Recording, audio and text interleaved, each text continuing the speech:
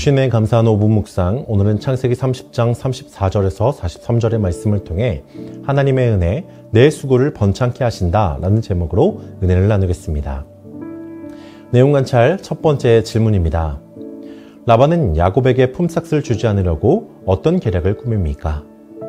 오늘 본문 35절에서 36절을 보게 되면 라반은 야곱이 제시한 품삯인 얼룩 있고 점 있는 양과 염소, 그리고 검은 양을 주지 않기 위해서 그 짐승들을 자기 아들들에게 맡겨 미리 옮겨 놓았습니다.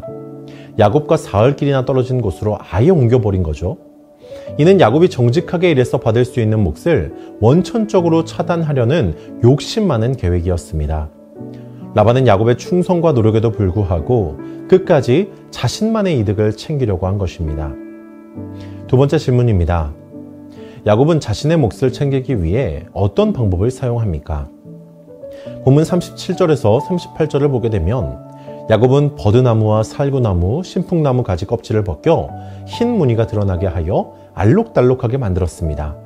그리고 그것을 물구유 앞에 세우고 튼튼한 양들이 교미할 때 그 알록달록한 것을 보게 함으로써 얼룩진 새끼를 낳게 했죠. 또한 약한 짐승들에 대해서는 그 방법을 사용하지 않아서 건강하고 튼튼한 가축들이 자신의 몫이 되게 하였습니다. 물론 이에 대한 과학적인 근거는 없습니다.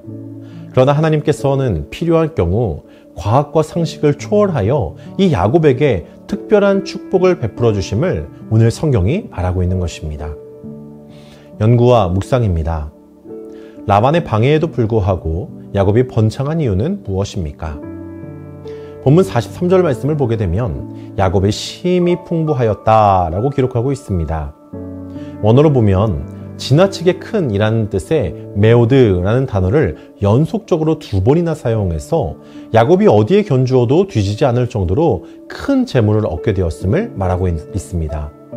단순히 야곱이 재물만 많아진 것이 아닙니다.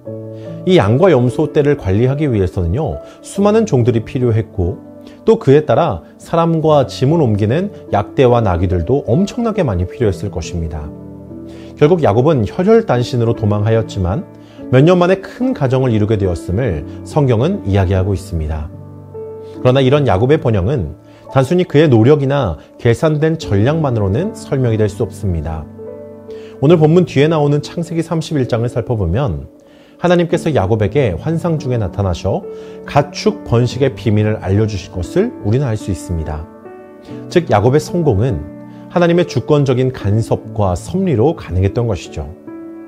야곱은 20년간 라반의 집에서 성실하게 일하며 수차례 품삯을 변경당하고 속임을 당하였습니다. 그러나 하나님은 그의 고난과 수고를 외면하지 않으셨고 결국 야곱이 풍성하게 되도록 개입하셨습니다.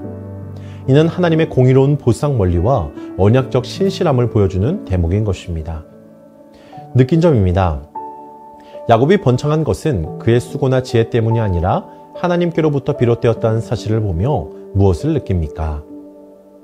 야곱의 이야기를 보며 내가 지금까지 이루어낸 모든 것이 내 노력과 지혜 때문이라는 착각을 버려야 함을 느끼게 되었습니다. 나의 수고 위에 하나님의 손길이 없었다면 아무런 열매도 없었을 것입니다. 그렇게 억울하고 불공평한 상황 속에서도 하나님은 나의 중심과 땀을 기억하시고 때에 맞는 은혜로 보상하신다는 사실을 깊은 우리에게 위로가 되는 것이죠. 내가 볼 땐 더뎌 보이고 손해 같아도 하나님은 가장 좋은 때에 가장 좋은 방식으로 응답하신다는 확신이 생긴 것입니다. 신학적으로 볼 때 오늘 야곱의 이 사건은 일방적인 은혜와 인간의 책임이라는 성경의 큰 원리를 동시에 보여줍니다. 하나님은 전적으로 은혜로 역사하시지만 그 은혜는 종종 인간의 순종과 수고를 통로로 삼아 드러나게 됩니다. 야곱은 하나님의 인도하심 아래 자기에게 주어진 조건 속에서 최선을 다했고 하나님은 그 수고 위에 하나님의 더 큰 은혜로 갚아주신 것입니다. 더불어 이 본문은 하나님 나라의 방식이 세상과는 다름을 나타냅니다. 세상의 기준은 힘 있고 꽤 많고 속임수에 능한 자가 이익을 취하는 구조입니다. 그러나 하나님은 속임을 당한 자, 억울한 자, 성실한 자의 편에 서서 역사하십니다.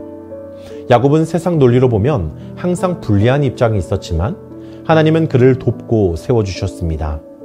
결국 야곱의 번창은 하나님의 은혜로 된 일이며 이는 오늘날 하나님의 백성에게 주는 강력한 위로가 되는 것이죠. 우리가 세상에서 손해보는 것처럼 보여도 하나님은 우리의 수고를 기억하시고 반드시 선으로 보상하시는 분이심을 믿으시기 바랍니다.